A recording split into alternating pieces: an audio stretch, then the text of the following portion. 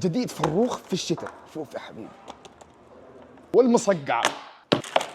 بس خلينا دحين نبدأ بالمبقبقة أول. والدجاج على الحطب حتاكلوا أطعم دجاج، تحطوه على المبقبقة وتبدأوا بفخذة عشان بس تدخلوا في جو الحطب ولذته وحار الدجاج بأقوى حماس عشان تطلعوا بهذه اللقمة الجبارة وبالعافية. ترى مرة جيد، وأنصحكم تاكلوا الصدر كده عشان تستمتعوا بطعم الحطب مزبوط. وتاني لقمة بالطحينة كمان، وشيء والله خرافي. وتدخلوا كمان بالبطاطس. اسمعوا، اللي ما جرب بطاطس فروخ والله ترى فاته مره كثير، فعلا ترى مره خطيره.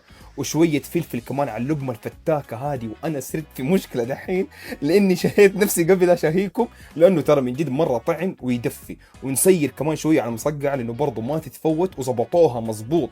بدعوا في صنفين الشتاء وعرفوا يختاروا من جد ترفع الحراره وتدفي ومره طعمه وتستاهل التجربه. فروخ في عندهم جلسات مختلفة ودور خاص ياخذوا راحتهم العوائل فيه. موقعه في ممشى الهجرة، لا يفوتكم، ترى الصنفين مرة جيدة.